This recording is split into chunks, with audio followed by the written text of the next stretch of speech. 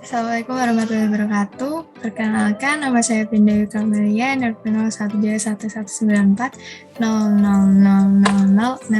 Saya dari kelas Metode Pengukuran Instrumen kelas C, Departemen Kimia, Fakultas Sains Analitika Data, Institut Teknologi 10 Surabaya. Di sini saya akan menjelaskan tentang Electrochemical Impedance Spectroscopy atau yang biasa disingkat dengan EIS.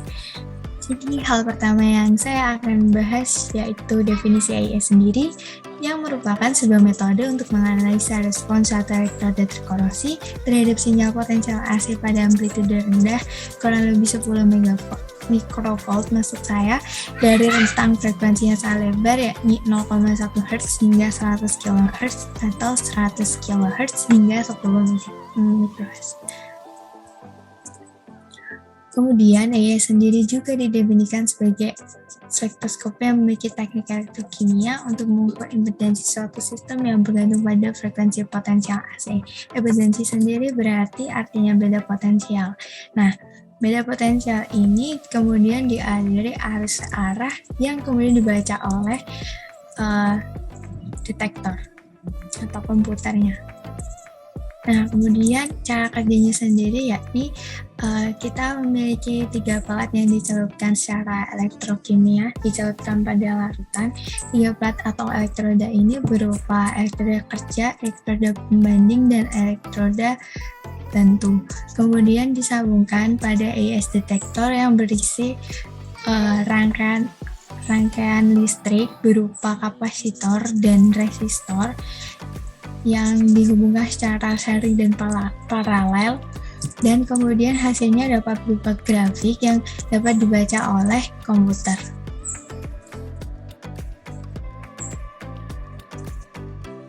Nah, EIS spektra yang paling umum berupa liquid spot dan border plot. Nah, di sini memiliki keuntungan sendiri-sendiri.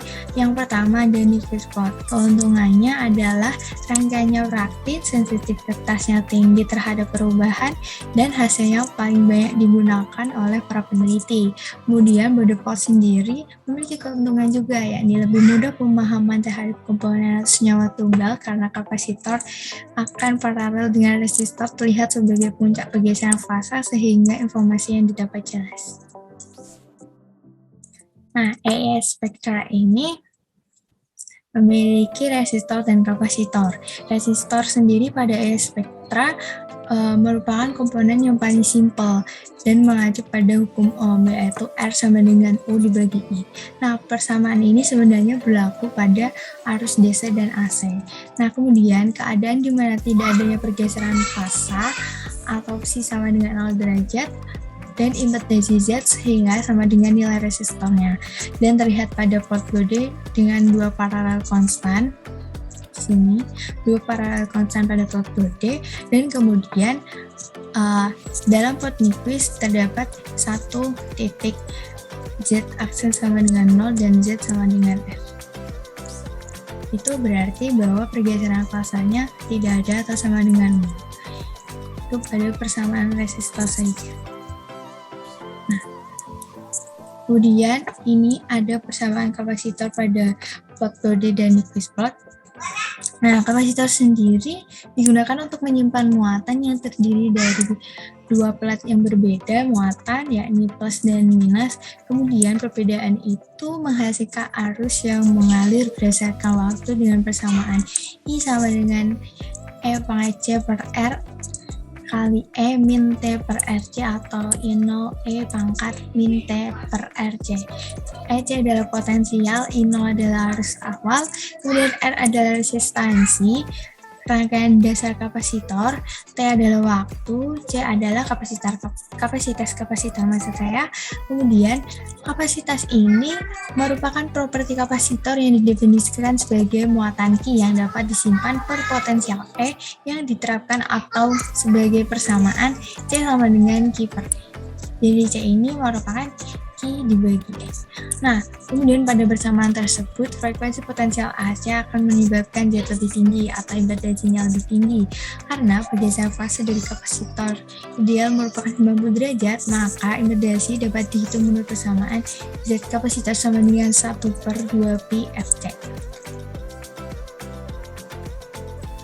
Nah, plot Bode menunjukkan konstan 90 derajat dengan kurva linier dengan kemiringan negatif seperti ini, dengan kemiringan negatif yakni turun seperti ini, dan konstan pada 90. Kemudian Nyquist plot menunjukkan garis lurus sepanjang ordinat atau sejajar dengan sumbu Y karena 90 derajat tadi.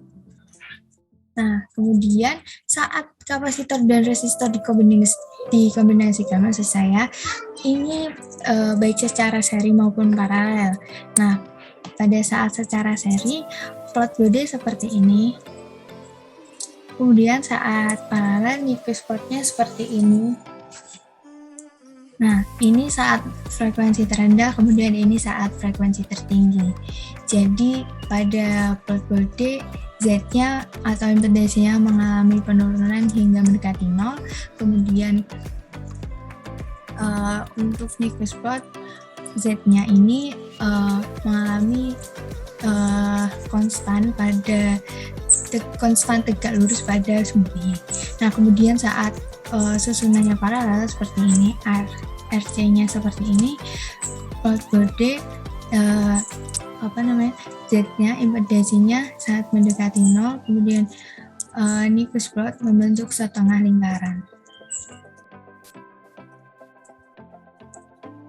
Nah, ini ada Bode and Nyquist plot of Randall circuit. Nah, Randall circuit sendiri merupakan rangkaian listrik ekivalen yang terdiri dari resistansi elektrolit aktif RS secara seri dan kombinasi paralel kapasitansi dua lapis TDL dan impedansi reaksi Faraday. Jadi Randall circuit itu merupakan gabungan dari resistor dan kapasitor. Nah, persamaan RCT sendiri adalah tahanan transfer muatan yang dibentuk oleh reaksi elektrokimia tunggal pada permukaan logam yang dikendalikan secara kinetika dengan persamaan RCT sama dengan RT per NFI0. Kemudian, kita juga punya persamaan CDL, yakni kapasitasi lapis rangkap listrik. Nah, nilai CDL ini dapat dihubungkan dengan absorpsi senyawa inhibitor pada permukaan logam. CDL itu persamaannya sama dengan 1/2 pi Fmax dibagi RCT. Nah, kemudian kita juga bisa menghitung impedansi dengan cara Z sama dengan RS atau Randall circuit ditambah RCT dibagi 2 Pf max RCT CDL pangkat alfa. Nah, kemudian ini adalah visualisasi spektra EIS. Nah, di gambar sebelah kiri ini menyatakan bahwa saat nilai ohmiknya menurun, atau nilai resistor menurun, akan terjadi aktivitas anodi. Nah, aktivitas anodi ini terjadi pada frekuensi yang sangat tinggi seperti ini, maka bulatan-bulatan hijau maupun merah di kanan ini akan berdekatan dan rangkap-rangkap. Nah, saat mencapai puncak, hampir mencapai puncak, maka terjadi aktivitas katoda. Nah, kemudian masanya akan sedikit demi sedikit menurun beratnya seperti ini. Jadi pada baik A maupun B ini yang setelah mencapai puncak seperti ini, kemudian dia meninggalkan lembah seperti ini, maka itu artinya masanya mulai loss. Nah, hal tersebut terjadi pada frekuensi yang rendah.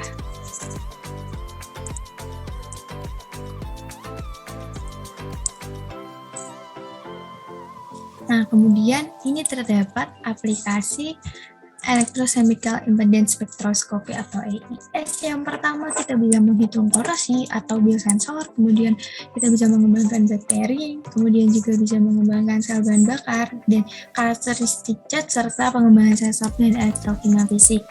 Selain itu, Manfaat AIS sendiri juga dapat digunakan untuk mempelajari bahan komponen karena dapat mengungkapkan hubungan antara gizi kristal dengan sifat elektrokimia.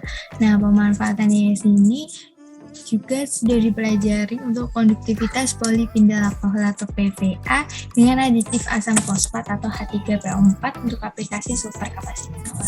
Kemudian AIS ini juga untuk mempelajari karakteristik elektrokimia bahan elektroda.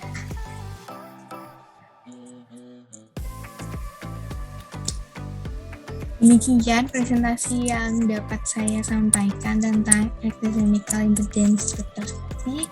Kurang lebihnya saya mohon maaf. Wabillahi taufiq wal hidayah. Wassalamualaikum warahmatullahi wabarakatuh.